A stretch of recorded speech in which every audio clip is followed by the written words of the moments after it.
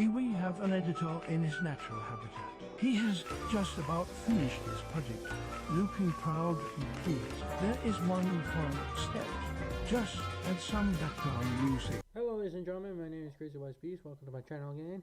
And we're going to talk about, well, the basic monster. What is a basic monster? Basic monster is like your stereotypical monster. It could transform into said creature, whatever that may be. Or maybe it doesn't transform. Maybe it's just an ancient elder evil. Or maybe it's a lab experiment gone wrong or right. You could put that as a twist. Or maybe it's just a natural creature out there that does stuff. Maybe it affects the community or not. Maybe it's paranormal in nature. Maybe it's not paranormal. That is what we're here to discuss. And for more flavorful details on different types of monsters, I'll make this into a series. I'll just discuss about. What the hell are you talking about? Oh no, it's the Space IRS. Nuts! So let's first talk about basic monster in your storytelling, if it's in an episodic way. Well, for each and every basic monster you got, they have to be unique enough that they're memorable, and maybe they have a small fan base that they may like for its design, its actions, its sound, or all the above, or maybe completely something other than that. There could be that way you could do it. Basic monster can be sentient. It could have vernacular. Maybe it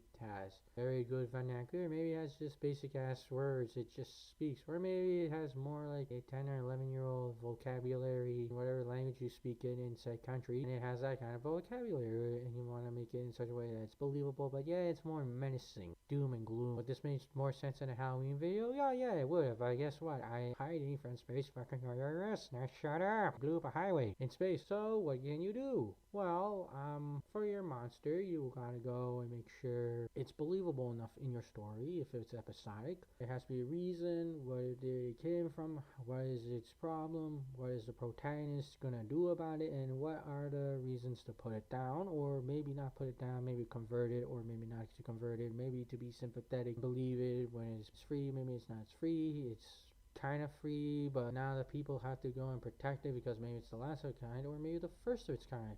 But here's the one thing you want to do about your basic monster or monsters.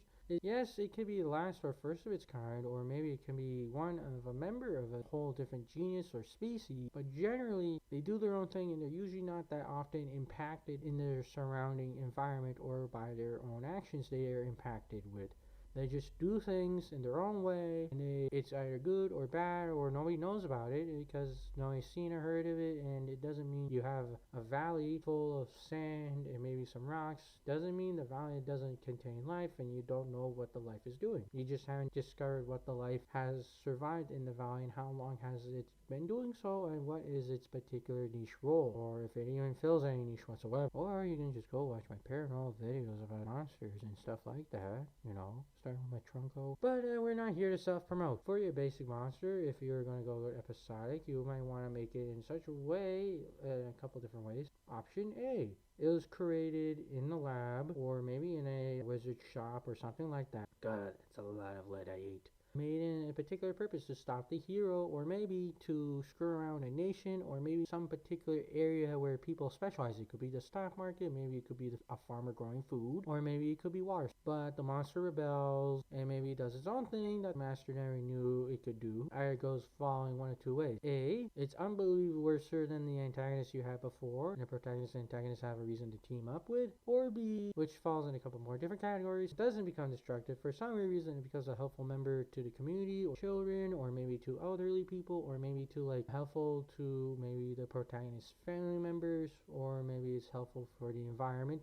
knowingly or unknowingly, by its actions, and people like it. Maybe they want it to stick around, but the protagonist has to now face it because the monster is being threatened by ultimatum and also promise of freedom by its master, its creator, also known as the antagonist. This is a couple more different categories it can fall into, and they'll mourn the monster's death because the protagonist tried talking it through and telling it that this will not happen. The protagonist kills the monster reluctantly, but it does leave an everlasting effect on the people and making the people slightly better, or maybe a lot, to do a lot more better in their community, or maybe not their community, maybe their life, or maybe how they treat others. And it makes people a little bit more respectful and open-minded to how such a creature could be created for evil, but not really. It's just born with circumstances that it was not able to control, and people are open to it more. Or you could have it to revert question C, which is more of well, the monster is more of an asshole now and more douchey,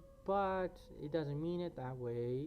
But it can't express that because, you know, the master has control over it and told it to not be that way, and it's ruining his or her plan, and you're not making it believable enough. It doesn't make sense. Do what as you're told. The monster rebels and attacks the master or the antagonist. The protagonist joins and helps it and frees it from the antagonist, which does teamwork and helps, and the monster a little bit, you know, lives and makes people's lives happier and becomes one with the. Up to that point is up to you, the storyteller or writer. Not writer or artist, to keep the monster as a recurring character or a one and done character. A episodic monster, be the monster in a long lasting series. For a long lasting series, you want to give it a little bit more of a reason than just being created or maybe being summoned or maybe even just being born as that way. You want to give it more of a reason than being a monster. Maybe it stole all the food and water and all the clothing of nation, kingdom, or village of the people, and the people are upset. Now the protagonist has to go and venture out, get the clothing and resources back, or maybe it's not clothing resources. It could be a person. It could be the protagonist's parent, or their love interest, whatever that may be, or maybe their kids, maybe not their kids, maybe someone else's kid, and the protagonist goes, reset people, or maybe the monster didn't kidnap people, it did put a spell, whatever it may be, that is the way it is.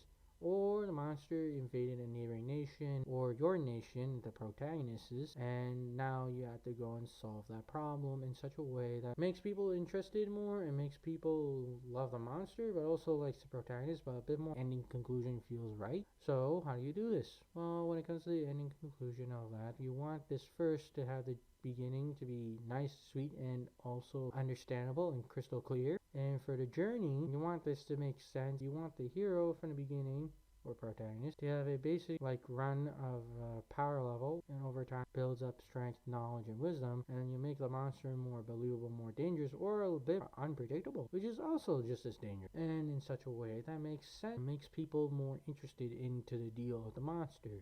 The monster sends goons to do its bidding, or it could just go and do its own thing and tries dealing with the hero and him or herself. And maybe you might throw a monster shift. It could do the shapeshifting. Maybe it sends a shapeshifter henchman out to do it. You may or may not want to give it a surprise Venus moment for the protagonist. Carry on. Wait, what was that? Oh shit! Okay, I'm back.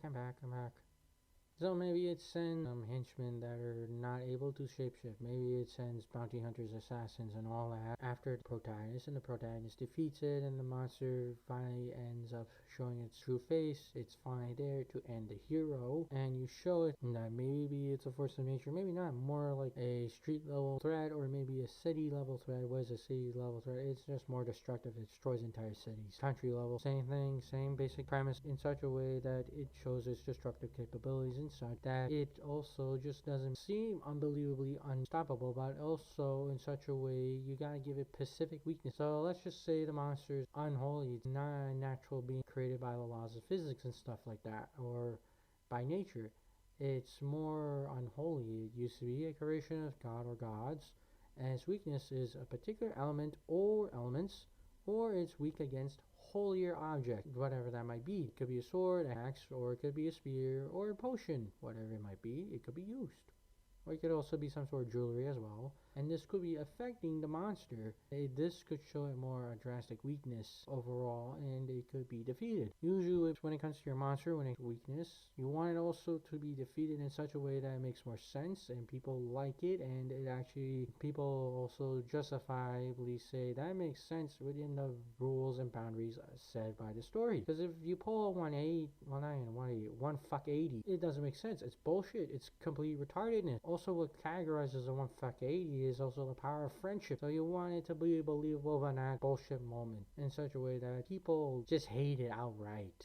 Yeah, that's one way to make your monster. And another way to make your monster, it's not episodic, it's not one and done, it's sometimes mentioned here and there but not that often, and maybe those are some of the basic designs of monsters you can go and copy and paste into your monster story in such a way that it's a one and done. It's not resolved, but it's not that big of a deal for people. People may want it to be resolved, maybe people don't want it resolved, maybe people forgot it even exists, but in the end conclusion people may or may not like it, and they they would wish to desire more of it. But for that kind of monster, you want to use it very sparingly. Like maybe 4 or 5 times, maybe less than that. So there we go. That is the basics of the monsters, and I'm waiting for that artillery guy to show up. When he does, I'll call him. Hopefully he shows up. Oh wait, I'm getting a text.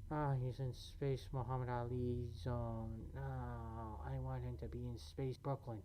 Okay, so later folks, I gotta talk to my looting artillery guy. He's not showing up in the right spot. Later, bye. Don't forget to eviscerate the like button. Don't forget to fire the subscribe button on a rocket. Get a cable company for that. Here's my Instagram account. I like the name and keeping it. Here's my amino. Great of you. And here's also my Reddit, as well as my ArtStation. Alright, and my Anger too. Here's some other social medias I use. I have a Wattpad. I have also a Tumblr. I know. I have a Vor. And for some of my video sites that I use, that are going to be Odyssey and Internet Archive. To make sure they don't kibosh me.